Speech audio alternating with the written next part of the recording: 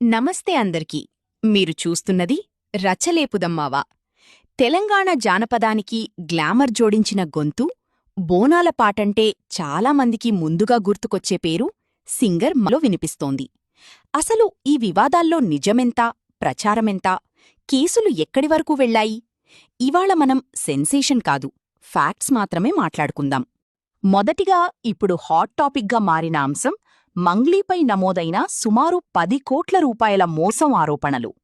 రిపోర్ట్ల ప్రకారం ఒక advocate Panjagutta police స్టేషన్లో ఫిర్యాదు చేస్తూ మంగ్లీ పేరు మరియు ఆమెకు సంబంధించిన పరిచయాల ఆధారంగా ఇన్వెస్టర్ల నమ్మకం పొందించి అధిక లాభాలు వస్తాయని చెప్పి డబ్బులు వసూలు చేశారనే ఆరోపణలు చేశాడు. ఈ కేసులో మంగ్లీ పేరు బయటకు రావడంతో సోషల్ మీడియాలో పెద్ద చర్చ మొదలైంది.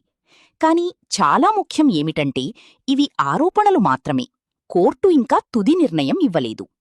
మంగ్లీ మాత్రం ఈ ఆరోపణలను తీవ్రంగా ఖండించింది. ఆమె చెప్పిన దాని ప్రకారం తాను మ్యూజిక్ వరల్డ్కి చెందిన వ్యక్తినని, మైక్రోఫైనాన్స్ ట్రేడర్లు లేదా ఇలాంటి బిజినెస్ ఆపరేషన్లతో తనకు సంబంధం లేదని స్పష్టం చేసింది.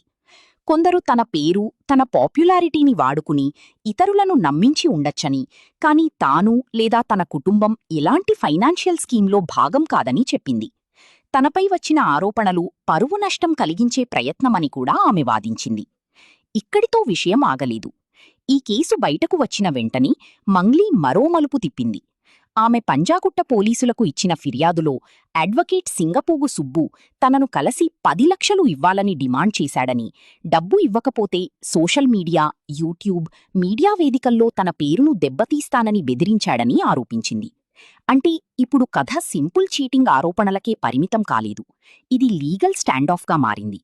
పోలీసులు ఈ రెండు వైపుల ఫిర్యాదులను పరిశీలిస్తున్నట్టు రిపోర్ట్లు చెబుతున్నాయి. అంటే ఇప్పటివరకు ఫ్యాక్ట్స్ ఏమిటి? మంగ్లీపై ఆరోపణలతో ఒక ఫిర్యాదు వచ్చింది, ఇది నిజం. మంగ్లీ ఆ ఆరోపణలను ఖండించింది, ఇది కూడా నిజం. అదే సమయంలో ఆమె ఎక్స్టార్షన్ ఆరోపణతో కౌంటర్ కంప్లైంట్ ఇచ్చింది, ఇది కూడా రిపోర్ట్ అయింది. కాని డబ్బులు నిజంగా ఎవరు తీసుకున్నారు, ఎంత మొత్తం ఎక్కడికి వెళ్ళింది, మంగ్లీ పాత్ర ఎంత అన్న అసలు ప్రశ్నలకు తుది సమాధానం మాత్రం ఇంకా పోలీస్ దర్యాప్తు, న్యాయ ప్రక్రియ పూర్తయ్యాకే వస్తుంది. ఇప్పుడే ఎవరికైనా ఫైనల్ తీర్పు ఇవ్వడం సరికాదు.